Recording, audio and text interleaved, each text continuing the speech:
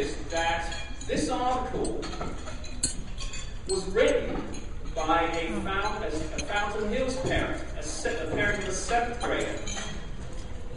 Who saw the article? Any of you? You of you read the Arizona Republic. I want to... That's the reason why the newspaper's having a hard time. I want to read a part of this article to you because it is extraordinary.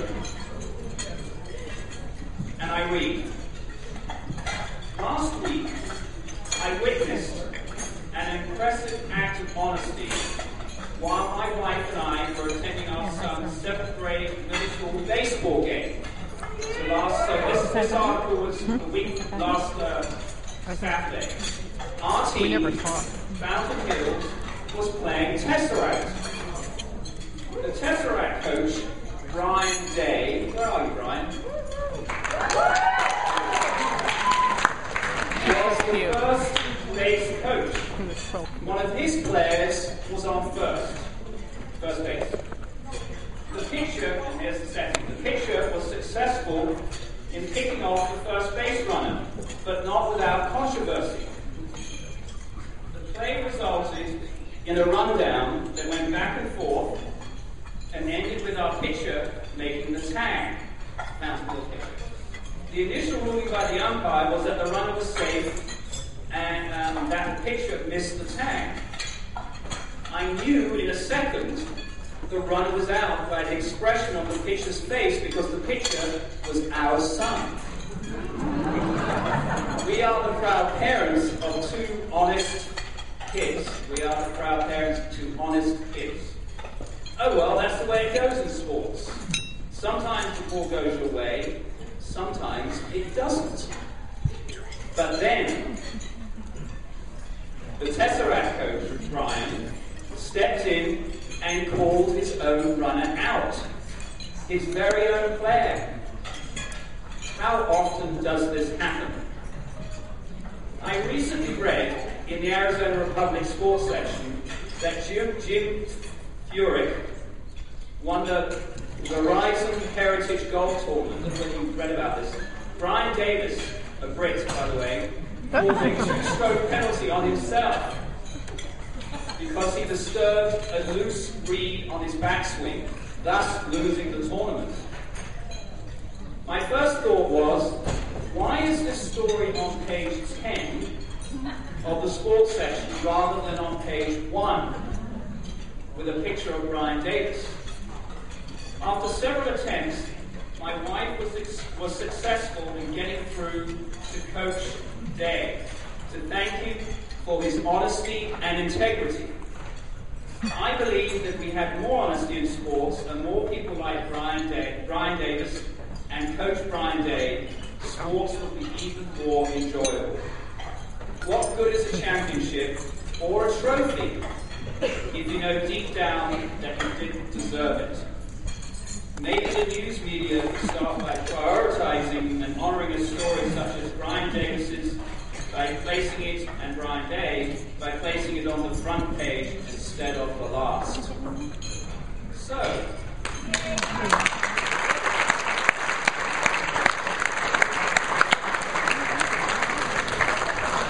I was sitting there at the breakfast table on Saturday morning. I was so proud and so thrilled to read that.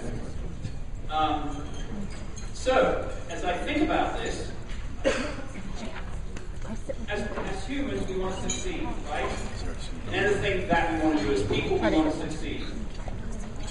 Students, like if you're taking a math test, you want to get an A, right? I hope. Okay, you want to do as well as you can. When we play on a team, baseball team or any kind of team, we want to win, don't we? I assume we do. I get that.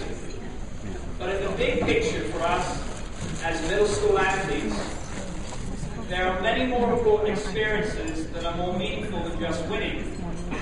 This one incident in a baseball game against Fountain Hills is a really good example. So Brian, behaving honestly and with integrity comes first. And and as a coach, he modeled the importance of these values. Now let's look at the article from another angle. Why did the Arizona Republic publish the article? The Republic is a newspaper, which means that they publish news to attract the reader.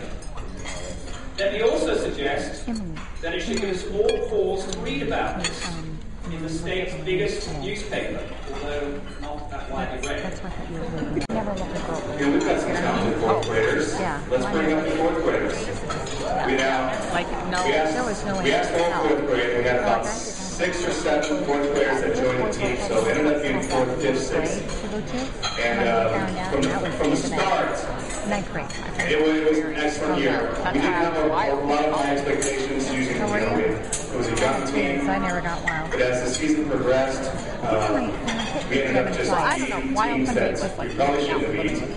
We tied PCS in a fantastic game in the regular season. And ended up playing them in the playoffs where, fortunately, we are down to the 10-yard line. And the last play of the game, we ended up not making the play. But for this team to make it that far was an excellent job. And I'm proud of them, the way they played. We were probably the second best team, even though we didn't make it to the championship game because we ended up playing PCS in semifinals. But we were the second best team in the league, and I think we deserve at least second place, so I'm just going to give us second place. How about that, guys?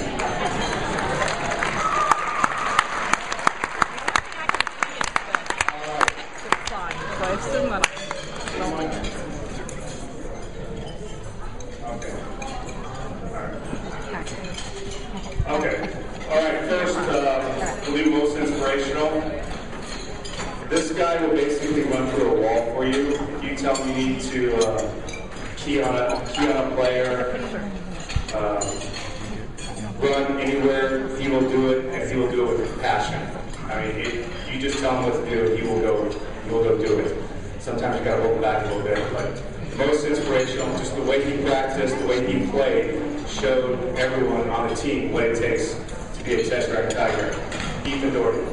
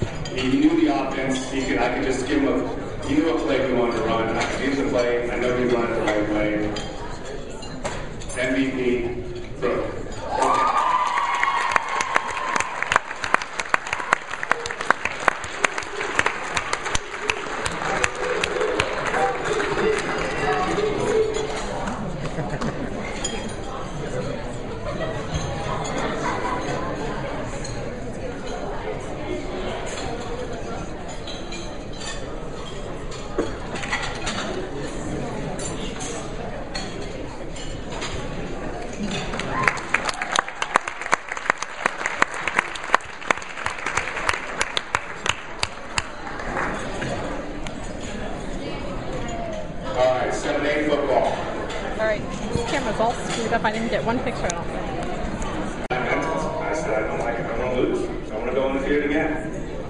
Yes, our motto was reload, repeat. And the girls really took to it. We started off the season, we were on fire.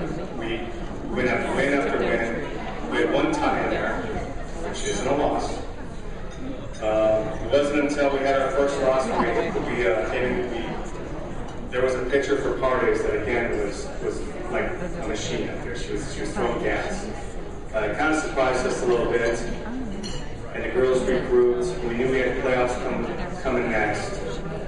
Took on Greenway in the semifinals and basically crushed them. I think they got one. It was 19 to something, 19-4, 3 something. Courtesy once we gave.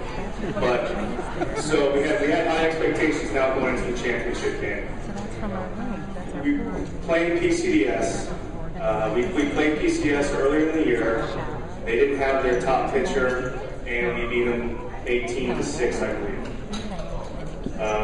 So right now we're feeling pretty good. They still have their top pitcher, and something happened where she was a left-handed pitcher, had a quirky motion, and something kind of threw us off a little bit.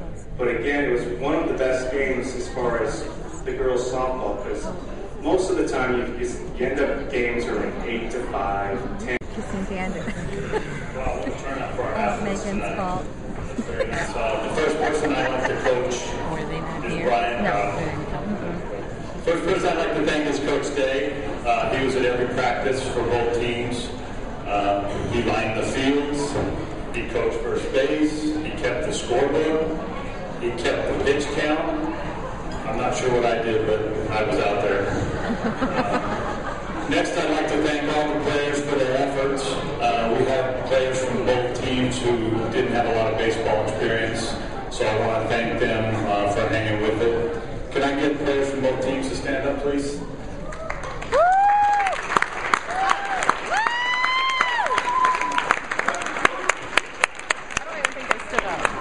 The 5th-16 had a really good year this year.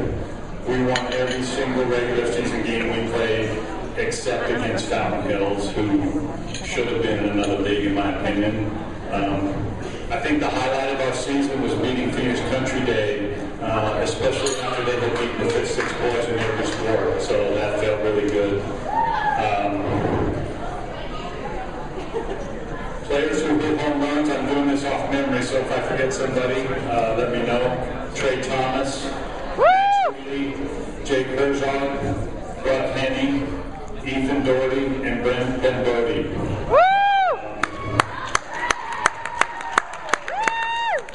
Oh, they're all coming up. Okay. Those were just guys who hit home runs, but the right three came up, so that's fine. Our most improved player this year, he worked hard in every practice, and I know he worked hard away from practice, and it showed. He played a lot of positions for us. He could play any position. Our most improved player, Trey Thomas.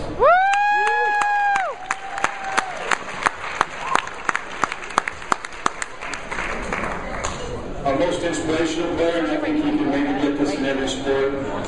I don't think we have anyone that plays any harder every time he takes the field at the court. He's a pleasure to have. He's a great listener. He's a great teammate. Our most inspirational player, Buck Henny.